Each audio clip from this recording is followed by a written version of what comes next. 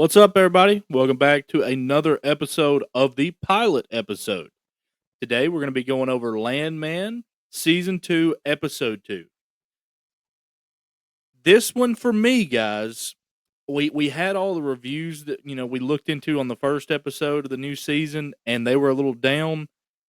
I kind of want to semi-join the party on this one and say that that Episode 2 was a touch of a letdown for me. I know there was some stuff going on, and it's still building up, and that's the thing with these. Why am I blanking on his name? The producer, Taylor Sheridan. Taylor Sheridan. He builds stuff up, and that it's an excellent thing he does. And as a whole, this product we all know is going to continue to be better and better. But this was one of the slower episodes for me. There was some stuff that happened that I did enjoy. I liked it, but it just maybe not my favorite episode that he has come out with for this show yet. But all in all, still a lot of really, really important things that happened. We had the beginning of the episode with the breakup that is fixing to take place between Ariana and Cooper. Or is it? That's what I was about to say. Yeah, because we don't really get our answer. You got to give a lot of this episode a room to marinate. We don't know what comes off of what here. Yeah, there's just a lot of ways they can spin a lot of different things. Now, the very ending of it was a very, very crucial spot to the whole episode, and he does a great job. Taylor Sheridan does a great job of making you want to come back for more. So that's one thing I can say was a really big positive that he does, is he does know how to end an episode. Yep. So is there anything that I need to cover before we get into what the the do's and don't likes of what this show or what this episode was for y'all? Do y'all think y'all want to cover anything in a whole as the episode? I think I enjoyed it more than you, for the simple fact of, like I said, I'm thinking about it of everything that's going to come off this. Because you are correct, it was kind of a quiet episode, but also with everything we had happen, there could be a lot of blowback from some very small scenes that end up being big scenes down the road. They just didn't tell the whole story. That was my only issue with it, is like we got so little. Like Ariana and Cooper getting into it at the beginning. Nothing comes of it. Or even like there's some underrated scenes with like Cooper and Ainsley in this episode. Like when he comes out back, like those kind of little nags, but also like what could come from the retirement home or whatever that home is. Assisted living. Yeah. Could there actually be charges stem from that? We know Rebecca just went in and fried. Yes, she did. Fried that entire group, which was probably the most meaningful, impactful big scene in this episode. That in the end, probably. Which ties together, and we don't know how any of that shit's going to go. So, like I say, I'm not going to sit here and tell you it was the best episode ever, but there's a lot of ways we could go with this, that this means a lot more down the road. Yeah. Yeah. For me, it just built upon what they had already built on last episode, and they're kind of slow rolling it a little bit. I do love the relationship between Ainsley and Cooper. I agree. My wife brought up, why does Ainsley hate Cooper so much? Yeah, that is a question. I wonder that same thing. And the funny thing about the whole thing is Angela thinks that they're playing and they love each other. Like back to episode 1 of this season, Angela was like, "Oh, they're so cute when they're fighting at the table," and Dale's like, "I think they hate each other." Yeah, they're not for anymore, sweetheart. Like it's not cute at this point. Like he may stab her. There's some real stuff there. Yeah. Yeah, and the other thing, Pert, like to piggyback off what you're saying, the mom, or well, grandmother to Cooper in this situation, we kind of quietly found out she may have became a coke addict on the back end, and it was just kind of briefly dropped in there. All we've heard is negative comments, like when he's picking out the casket and everything, and then even the flowers. It was funny. Sam Elliott told Cooper it's probably best you didn't meet her. Exactly. And then when they're picking out the flowers in the casket, and he's like, enough to show I tried, but not enough to make anybody think I miss her. Yeah. And it's like, We All right. we also learn about Tommy's upbringing and how he was like beaten when he was a kid and all that stuff. Like, so you're getting background info that about the characters that you kind of would have liked to have known in the first season, really, kind of, because that really makes a lot of the ways that they act make more sense. Like the fact that Tommy didn't have Cooper when he was raising him, like he had him every other weekend. Like that, maybe that's why Cooper doesn't really follow in his he's following in his footsteps, but he doesn't have the same traits necessarily. Yeah. Well, even with Sam Elliott in the grandfather role, he said, are you cheating the system and robbing everybody, or are you out there earning it? So there's some little drops like that, and like we may be overlooking into some of it. Like some of these little scenes may just have been a ha funny and never matter, but some of them 3 episodes from now or a season from now. And if you've watched Taylor Sheridan shit, does come back. That's why we're thinking this way. So it either comes back from something small, or they set up something like the wolves in Yellowstone, and then they never return to it. Yeah. Yes. So like you never know which side that you're going to be on. Mm-hmm. That whole scene with Tommy and Cooper in the truck whenever they just left, and you can tell Tommy he's a little beat.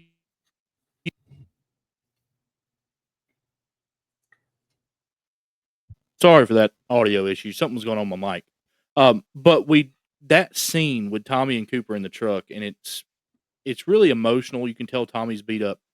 That to me is one of the more relatable things I have seen this entire show. If you've ever, as a son, been around your dad when he's in an emotional state, that's a tough scene to be around.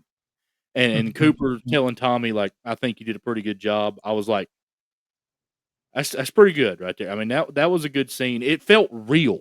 Like, well, also, they built that scene up without us realizing it. When Cooper takes Tommy out to where, Cooper went 6 for 6, guys, on drills here.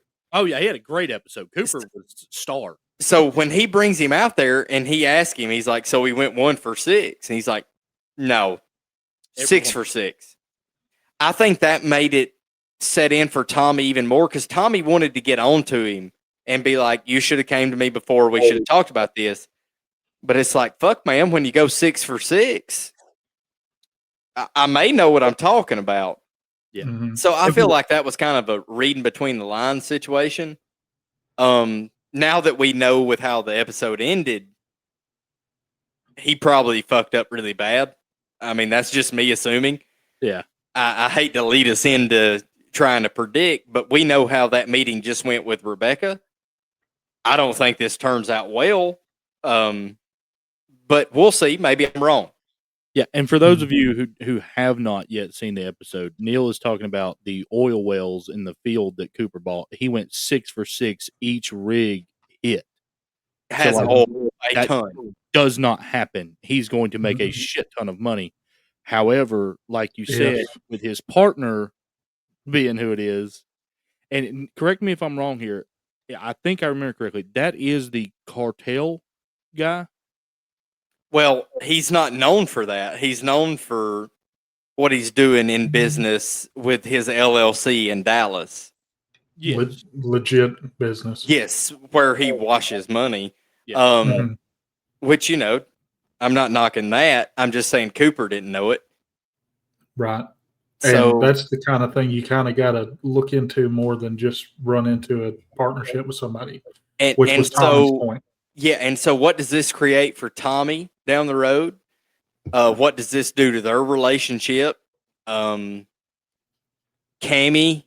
had some moments in this episode, where she's kind of panicking. And she's up to her neck at this point because it's not her fault. Like, let's make that very clear. It's like that one guy said, she's finding out there's skeletons in that closet. Yep. And so I'm again, me predicting, does Tommy get in a situation where he has to pick between Cammy and Cooper? And if he does, then this show takes a turn that is completely separate, because I think he would pick his son. So And maybe I'm wrong. Especially with the hint of him kind of seeming like he kind of regrets the way that he had to go about raising So Cooper. that's how I took that, Perk. Mm-hmm. Also, your boy just went 6 for 6. Yeah. He's running a solo man operation. You've done this forever. You and him can run these 6 wells for the next 10 years and never worry about shit again. Mm-hmm. And all he's got's a halfway baby mama. I mean, and they may never talk again. Fuck, we don't know. Who doesn't want to be rich? Yeah, that's so like, I don't know. Again, this is me in my mind. I'm not necessarily speaking on the episode. I'm just telling you, slow episode, maybe not as slow as we think. Yeah. A year from now. So it's one of those that it's going to age really differently if we go back and rewatch the show for a second time. I feel like it'll be an episode where if you were binge watching it, you would get through it and you'd be like, okay, right to the next one, and it'd work great. Yeah, and me and Drew have talked about this. Like, he's watching Sons for the first time, and he's getting to watch it all at once. Mm-hmm. He gets some different reads than I did watching it on TV every week and waiting for a season to end the way it ended, right, and come back out. Because watching it week to week, you forget stuff that happened last week, and then you have like months to a year to who knows how long nowadays in between seasons. And you anticipate your own ideas like we're doing right here. So, it does come off a little different, but that's the only reason with Taylor Sheridan shit, I view it this openly, like with giving it so much room to work. Yeah. Right. All right. So what was y'all's favorite scene in this episode? Me and Perk may have the same one, so I'll let Perk go first. For me, it was Cooper and Ainsley in the backyard. Yeah, it was. And at one point, I wanted to bring this up. At one point, Cooper, I believe it's Cooper, says, "You wish I would just walk out in front of a bus or whatever," which is kind of a throwaway line. But the mom is from Final Destination, was like where she kind of broke. Oh yeah, yes. That's one of the big kills in her Final Destination movie was somebody just walking out in front of the bus. So I wanted to bring that up. Yeah, that's a pretty good catch. I agree with Perk. It was hilarious. I don't remember the exact conversation, but it was something about she don't put that stuff that dirty in her mouth, and he was like, I bet you do. Yeah. She said, I keep my mouth clean, and he was like, I bet you do. Yeah. So the fuck. Yeah. So just the small little jabs like that are hilarious. Tommy at the funeral home picking out the casket, having to take the phone call with them getting detained or whatever that was from the old people police after they fucked that guy and that woman up. That was a good one. I think the most meaningful scene, like if I'm predicting it, and I may be completely wrong, will be in the truck when Tommy gets a little emotional. Yeah. And then we find out, adding that with it, that who it is. I think when that all gets brought back together, that's going to be a pretty meaningful piece. Yeah. That the scene where Tommy's on the phone in the funeral home, that was, as far as comedy goes, my favorite. Yeah. But as far as like, this is really good for the show, it was watching Rebecca just destroy that room full of lawyers. And Nate tried to prep her before. She's like, I got this, buddy. Yeah, it's like, hey, I'll sell ice water in an Eskimo, motherfucker. Like, watch me work. Another good one I just thought of was when Angela kept calling Nate Neil. Yes. That was hilarious. Yes. Especially like when me being half lit watching it. And I was like, damn, she keeps saying Neil when I'm thinking she's saying Nate. No, she just kept saying Neil. We should have got you a name tag. We should have got you a Neil name tag for the show, like she said she was going to do for him. Yeah. And then when Rebecca walks into Nate and was like, can we turn this off? You're talking about Ainsley outside, and he's like, nah. You just kind of live with it. So No, unfortunately, nobody's found that switch yet. no. And she's never got on any fucking clothes, so I get their complaints, but it just is what it is. But those small little jabs like that, like I said, it may end up being more than we think. All right, I have a theory. Go ahead, Bert. I feel like they're setting up Rebecca to be a big bad, maybe next season. I feel like she's going to end up with that firm or with a similar type of firm, and she's going to cost that company a lot of money, maybe even bankrupt them. All right, so here's where we go back to day one with Sons. Somebody's going to flip at some point, and the organization is going to have to make a decision on how they handle it. Yeah. We'll see. She is a killer, man. Oh, she's bulldog, like 1,000% bulldog. All right, so one other thing I did notice. Go ahead, Bert. Sorry, I keep butting in, but I've got notes that I'm meaning to get through them, dude. But you need to let it out. One thing I wanted to mention that we didn't talk about was when Tommy was talking to the radio guys. Some of the stuff they were talking about was the price of oil, price of gas dropping. So they say that they want to be in this sweet spot, and it looks like they may be getting below that sweet spot. So that may end up coming into play too. Yeah, that's a very small detail that you caught right there, because that is always the thing where they talk about being in the sweet spot, and with it drop. That's a pretty good catch there. And that radio shit, honestly, he showed more emotion from that than he did anything throughout the day. Mm-hmm. It's like on Friday Night Lights when they talk about Mike Winchell, and he's more internal. Yeah, that's Tommy in this show. He's more internal. Well, kinda. He also drinks like 80 Michelobs a day and cusses everybody slap the fuck out while chain smoking Marlboros. But yeah. Yeah. All right. So is there any down points in the episode that you maybe didn't like or weren't a fan of? I didn't like the fact that Ariana and Cooper kind of broke it off at the beginning of the episode, and we never seen Ariana again the rest of the episode. Yeah. So obviously that's next episode. It's playing up, but I didn't like that we didn't see it. I don't like how Ariana's handling this whole conversation.